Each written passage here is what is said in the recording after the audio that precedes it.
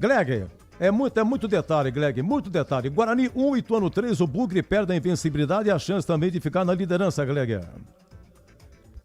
Antes deixa eu fazer um registro aqui, esse novo penteado seu, hein, Edu Piero. Ficou lindíssimo, hein?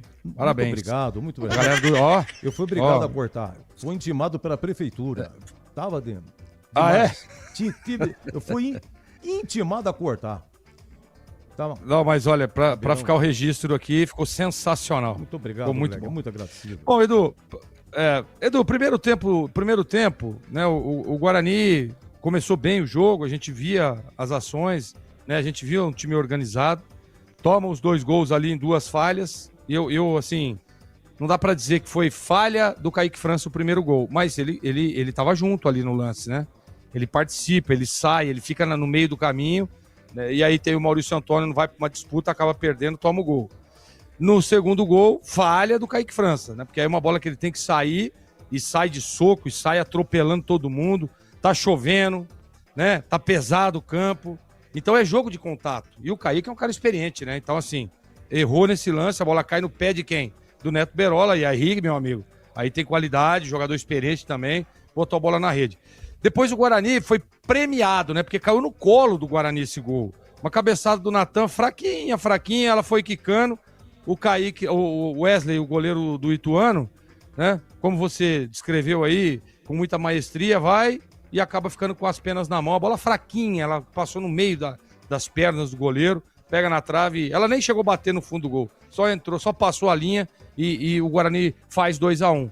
E aí, no segundo tempo, o Guarani volta bem, pressionando, bola na trave, chegando, né? Nós dizíamos a todo momento, o Roger, o CH, eu também, olha, tá amadurecendo, vai sair o gol de empate. Mas eu disse em 2 chamadas pelo Roger, eu disse, olha, fique atento, porque esse time do Ituano, ele é perigoso. E aí, numa saída, numa escapada, vem um contra-ataque, tem o corta-luz ali do Bruno Mezenga, e aí a batida boa, não foi com tanta força, mas uma batida legal, só que aí vem a falha do Kaique novamente. Joga o corpo para trás e a bola toca na mão dele e vai devagarinho também, entra dentro do gol. Uma falha incrível do Kaique França, que vive um bom momento, que é um baita de um goleiro, que é uma referência, que tem crédito com o torcedor, mas não pode, né? Tanta falha em um jogo só, realmente é complicado. E aí castigo o Guarani, porque aí depois do terceiro gol, o Guarani morreu emocionalmente. Porque tinha com ele, né, olha, qualquer momento vamos empatar, vai empatar, daqui a pouco a gente empata e dá para pressionar e tentar a virada. Esse que era o espírito do Guarani, a gente percebia. Agora, a gente tem que dizer aqui, o sistema defensivo, muitos erros, a substituição do Hélio, eu não entendi, só se o menino Ian sentiu alguma coisa. Não entendi. As outras mudanças não levaram o nível técnico do Guarani, muito pelo... né, ficaram ali. E eu acho também que faltou um pouco mais de tranquilidade para o Guarani na última bola, né, na última chegada. O Guarani teve bolas na trave, sim, mas de bola parada. Nós não vimos triangulação, nós não vimos, por exemplo, um pivô lá do Maranhão. O jogo pede isso, o campo pesado.